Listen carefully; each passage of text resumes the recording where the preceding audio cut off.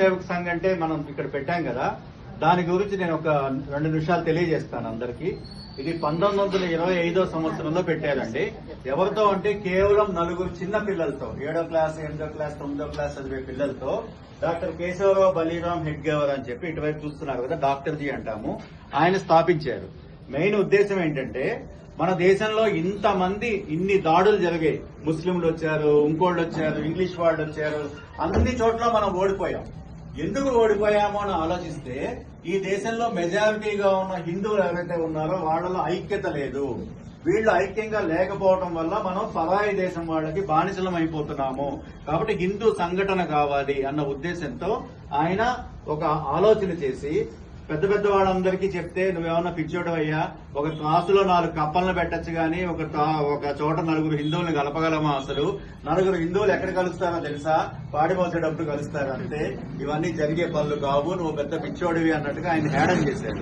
కానీ ఆయన చిన్న చిన్న పిల్లలతో మొదలుపెట్టి ఇప్పుడు 100 సంవత్సరాలకి దగ్గరలో కోట్ల మంది స్వయం సేవకులు అంటారు వాళ్ళని, అంటే కొన్ని వేల మంది ఇల్లు వదిలిపెట్టి ప్రచారకులుగా బయటకు వచ్చి కూడా సంఘ పని చేస్తూ ఉంటారు. కొన్ని కోట్ల మంది తయారయ్యారు. ఈరోజు మన దేశాన్ని పాలిస్తున్న ఇన్ని రాష్ట్రాల్లో దగ్గరలో 15 రాష్ట్రాలకి ముఖ్యమంత్రులు స్వయం సేవకులే. మన వాజ్పేయి గారు, మోడీ గారు, అద్వానీ గారు వీళ్ళంతా ఈ శాఖలో ఇలా కూర్చొని ఆడుకొని పైకొచ్చిన వాళ్లే. అంటే ముఖ్య లక్ష్యం ఏంటంటే హిందూ సంఘటన. మన అఖండ భారత్, మన దేశంలో చాలా ప్రాంతాలు మనం కోల్పోయాం. పాకిస్తాన్ కోల్పోయాం, బంగ్లాదేశ్ ని కోల్పోయాం, అలాగే శ్రీలంకను కోల్పోయాం, బర్మాను కోల్పోయాం, ఆఫ్ఘనిస్తాన్ కోల్పోయాం. ఇవన్నీ కూడా కలిసిన భారతదేశం ఉండేది మనది. ఇవన్నీ కలిపి అఖండ భారత్ చేసుకోవాలి అన్నది ఒక ఉద్దేశము. అలాగే మన సనాతన ధర్మం, విశ్వ గురువుగా ఉండేవాళ్ళం మనం, విశ్వానికి మనం విద్య నేర్పించేవాళ్ళం. అలాంటిది దేశాన్ని ఆ స్థితికి మనం తీసుకెళ్లాలి. మళ్ళీ అలా చెయ్యాలి అంటే దేశంలో ఉన్న పౌరులు నిబద్ధతతో ఉండాలి, అన్ని తెలిసి ఉండాలి, నిజాయితీగా ఉండాలి, పరాక్రమంగా ఉండాలి అన్న దాని మీద ఇది మనుషుల్ని తయారు చేస్తుంది. ఇప్పుడు ఈ మనుషులు ఏం చేయాలి? సమాజంలోకి వెళ్లి సమాజాన్ని మార్చాలి. సమాజాన్ని తప్పుదోవ పట్టించకుండా సమాజంలో బాధ్యతగా ఉండే మనుషులు తయారు చేస్తూ దేశాన్ని బలంగా తయారు చేయాలన్న ఉద్దేశంతో 100 సంవత్సరాలుగా పనిచేస్తుంది. ఇప్పటికి 100 సంవత్సరాలు అయింది.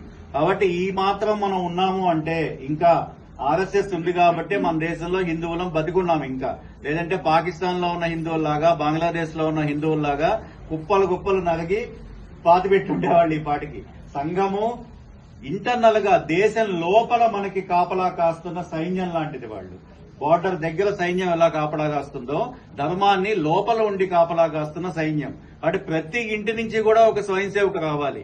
ఎక్కడో ఎవరో వచ్చి కాపాడుతారు కాదు, మన ఇంట్లో కూడా ఒక స్వయం సేవకు తయారవ్వాలి. నా కొడుకు సంఘంలో చేరాలి, నా కొడుకు దేశం కోసం పనిచేయాలి అన్న తపన ప్రతి తల్లి గనక ఉంచుకున్నట్టయితే, ప్రతి ఇంటి నుంచి ఒక సైనికుడిలాగా స్వయం సేవకుడు వచ్చినట్టయితే మన దేశాన్ని ఎవరు కన్నెత్తి చూడటానికి కూడా ఆలోచించారు, భయపడతారు. కాబట్టి మనం ఆ స్ఫూర్తితో మనం అందరినీ పిలిచిదికోండి ఇలా తయారు చేయాలి. మనం ఇప్పుడు పిల్లలు కంప్యూటర్లో గేమ్లు ఆడుతున్నారు, అలాగా ఇసుకలో ఆడాలి, మట్టిలో ఆడాలి, అందరితో కలిసి ఆడాలి. ఇక్కడ చూడండి ఎలా ఉంటుంది, కలిసి సమ్మత చేస్తున్నారు వీళ్ళు, కలిసి పరసంచలనం, కలిసి కబడ్డీ ఆడుతున్నారు. ఇప్పుడు కబడ్డీ ఆడుతున్న వాళ్ళు ఎంతమందిని చూస్తున్నాం? చూడటం లేదు. ఎందుకంటే వాళ్ళలో టీమ్ స్పిరిట్ ఉంటుంది. ఒక మనిషి బయట నుంచి వచ్చినప్పుడు మనం అందరం కలిసి అతను ఎలా పట్టుకోవాలి, మనం అటు వెళ్లినప్పుడు కూతకు వెళ్లినప్పుడు ఎలా బయటికి రావాలి, ఒక యూనిటీ ఉంటుందన్నమాట. అలాగే అక్కడ కలిసి ఆడుకోవటం, కలిసి యోగా చేయటం, అంత కలిసి చేయటం అన్న తత్వంతో మనం చేసినప్పుడు మనలో ఒక ఐక్యత వస్తుంది అన్న భావంతో సంఘం పనిచేస్తూ ఉంటుంది. కాబట్టి మీ ఇంట్లో చాలా మంది ఇప్పుడు నాతో చెప్తుంటారు, మా అన్న స్వయం సేవకు, మా అన్న శాఖకి వెళ్లేవారు, మా మామయ్య గారు శాఖకి వెళ్లేవారు, అలాగే మా నాన్నగారు శాఖకి వెళ్లేవారు. ఇలా ఒక్కొక్కళ్ళకి ఒక్కొక్క అనుభవాలు చాలా మంది ఉన్నాయి. మా పిల్లలు శాఖకి వెళ్తున్నారు అన్నవాళ్ళు చేయొద్దండి ఒకసారి. కొన్ని రోజులు అది మనకి ఎంత డేంజర్ చెప్పండి. వాళ్ళందరూ శాఖలకు వెళ్లారు కాబట్టి ఈ రోజు మనం ఒక 50 మంది కూర్చొని ఇక్కడ చేసుకుంటున్నాం. అటు మన పిల్లలు వెళ్ళలేకపోవటం అన్నది, మనం నెక్స్ట్ తరం వెళ్ళలేకపోవటం అన్నది మళ్ళీ అదొక ప్రమాదం.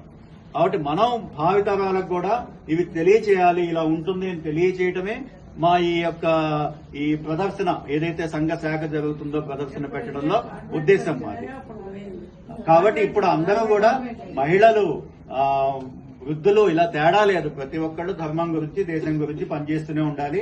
మనం భజనలు చేసుకోవడం, పూజలు చేసుకోవడం ఇదంతా ఒకవైపు అయితే, మన భజనలు చేసుకోవడానికి, పూజలు చేసుకోవడానికి మనం సురక్షితంగా ఉండాలి అంటే మనకు ఒక రక్షణ కవచం ఉండాలి కదా. ఆ రక్షణ కవచం లేకుండా మనం ఎంత చేసుకున్నా కూడా రేపు ఎవరైనా వచ్చి దాడి చేస్తే మనల్ని కాపాడుకోలేని పరిస్థితిలో ఉండకూడదు. చక్కగా తలుపుల పక్కన రోకల వంటలు పెట్టుకోండి, కాగ పొట్లాలు పెట్టుకోండి.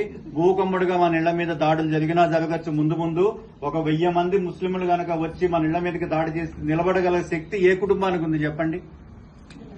నలంద యూనివర్సిటీ తెలుసా మీకు? నలంద యూనివర్సిటీలో 10,000 మంది పిల్లలు చదువుకుంటున్నారు. 10,000 మంది పిల్లలు. వాళ్ళకి చదువు చెప్పడానికి ఒక 500 మంది ఉపాధ్యాయులు. 10,500. వాడు వచ్చిన వాడు ఎంతమందో తెలుసండి? 20 మందితో వచ్చాడు. ఒకడు గుర్రాలు వేసుకుని 20 మందితో వచ్చాడు. వీళ్ళందరూ వాడు రాగానే ఎవరు గదుల్లో వెళ్ళిపోయి తలుపులు వేసేసుకున్నారు. వాడేం చేశాడు? ఒక్కొక్క తలుపు బద్దలు కొట్టను, దాంట్లో ఉన్న 10 మందిని 20 మందిని నరికేయను. ఈ గదిలో ఉన్నవాడు ఇంకా నా దాకా రాలేదు కదా అని కూర్చోవడం తప్ప, అందరూ 10,500 మంది ఒకేసారి వచ్చి గనక మహాత్మా గాంధీ కూడా అన్నారు, ఒక్కొక్కడు ఒక పుస్తకం విసిరేస్తే చాలు ఆ పుస్తకాల్లో సమాధి అయిపోయేవాళ్ళు వాళ్ళు అని.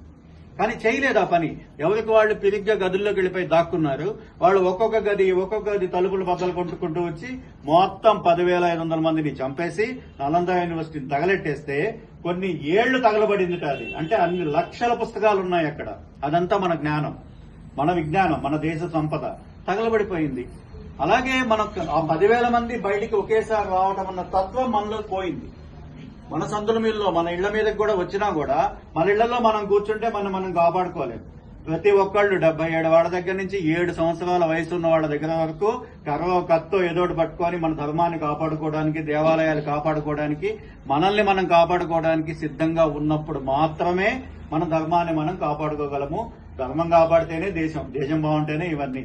లేదంటే మనం ఏమీ చేయలేం. ఈ రోజు పాకిస్తాన్ లో దుర్గాదేవి పూజలు చేయడానికి లేదు. బంగ్లాదేశ్ లో సంక్రాంతి చేసుకోవద్దు అని చెప్పి పెద్ద ఊరేగింపులు జరుగుతున్నాయి. కొన్ని చోట్ల ఇదే పరిస్థితి మనకు కూడా రావచ్చు. మనం గనక బలహీనం అయిపోతే. కాబట్టి మనం ఎక్కువ మంది ఉన్నాం కాబట్టి ఏదో నడిపిస్తున్నాం. మన సంఖ్య తగ్గిపోతే ఆఫ్ఘనిస్తాన్ ఒకప్పుడు హిందువులే ఉండేవాళ్ళం, ఇరాన్ హిందువులే ఉండేవాళ్ళు, నేపాల్ హిందువులే ఉండేవాళ్ళు. అలాగే అన్ని దేశాల్లో హిందువులే. ఈ రోజు హిందువులు తగ్గిపోతే ఆ దేశం నుంచి విడిపోతుంది. హిందువులు తగ్గిపోతే దేశం విడిపోతుంది. కాబట్టి మనం ఎక్కువగా సంఖ్యలో ఉన్నప్పుడు మాత్రమే. కాబట్టి మీ పిల్లలకి చెప్పండి, 4 పిల్లల్ని కనమని చెప్పండి. ఓకే, హిందువుల సంఖ్య పెంచాలని చెప్పండి. కాబట్టి ఇవన్నీ కూడా దేశాన్ని కాపాడుకోవడానికి చాలా అవసరమైన విషయాలు. సంఘం గురించి తెలియజెప్పడానికి నేను చెప్పిన దాంట్లో ఒక చిన్న భాగమే చెప్పాను. నేను సంఘం గురించి తెలుసుకోవాలి అంటే అది మహాసముద్రం. వాడి 100 సంవత్సరాల చేసిన సేవ గాని, త్యాగం గాని అది మనం వెలకట్టలేనిది. దాన్ని తెలుసుకునే ప్రయత్నం కూడా చేసి కొంత మనం ఆచరించే ప్రయత్నం కూడా చేద్దాం. జై శ్రీరామ్.